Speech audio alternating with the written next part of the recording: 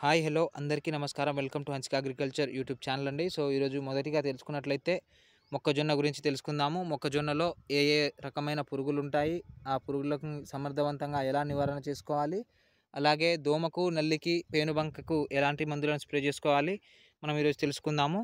So దీన్ని నేను వేసి దాదాపుగా నెల నుండి 25 రోజుల నుండి నెల వస్తుంది. సో మొక్కజొన్న మొలిచి ఈ సైజ్ అయితే అయ్యిందండి ఇప్పటికీ. సో 25 డేస్ క్రాస్ అయితే అయ్యింది మొక్క మొలిచి. కానీ ఇది గ్రోతింగ్ అనేది చాలా స్లోగా వస్తుంది. చూసుకున్నట్లయితే ప్రాబ్లం ఏంటిదని చూసుకున్నట్లయితే దీంట్లో పురుగు ఎక్కువగా ఉండడం కారణంగా ఇది గ్రోత్ ఆగిపోయింది. ప్లస్ నల్లి ఉండడం కారణంగా ఆగిపోయింది. సో స్టార్టింగ్‌లో కొన్ని మందులను స్ప్రే చేశాము. ఏమాత్రం పని చేయలేదు. సో నల్లికి, దోమకు నేను నా బెస్ట్ చాయిస్‌గా నేను స్ప్రే చేసిందైతే ఈ హార్స్. హార్స్ అనే సింబల్ ఇచ్చేసి మనకు హిందుస్థాన్ అగ్రో ఇన్సెక్టిసైడ్ బుల్లెట్ అని మనకు ఇస్తున్నారు. సో దీన్ని మనం స్ప్రే చేసుకోవాలి. సో దీంట్లో చెదలు కానీ, నల్లులు కానీ ఏమైనా ఉన్నట్లయితే దీంట్లో ప్రోఫిక్స్ కానీ, లేకపోతే ఎస్పేట్ లాంటివి కానీ కలుపుకొని స్ప్రే చేసుకోవచ్చు.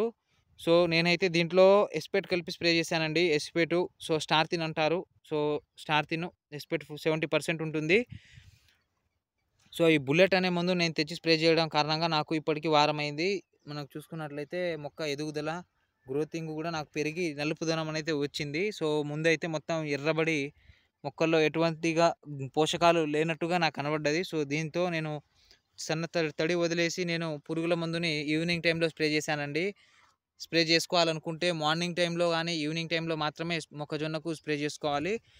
సో ఈ బుల్లెట్ అనే మందు నేను స్ప్రే చేశాను. సో దీని ధర చూసుకున్నట్లయితే మనకు రూ. 950 ఉన్నది. సో నేను 900కి అయితే తీసుకొచ్చానండి.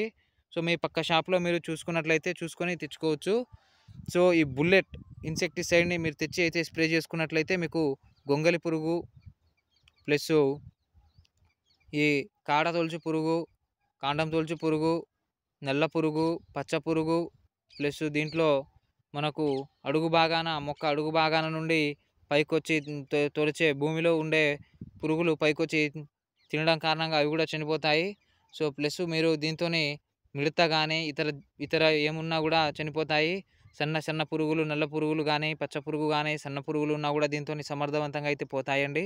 సో దీంతోని ఎటువంటి ఇన్సెక్టిసైడ్స్ కలుపుకోవాలి అనుకుంటే మనము ప్రోఫిక్స్ కానీ, లేకపోతే ఎస్పేట్ అయితే కలుపుకోవచ్చు. No problem. సో మీరు మొక్కజొన్న సైజ్‌ని పట్టుకొని మీకైతే దీంట్లో ఏం కలుపుకోవాలో ఎంచుకోండి.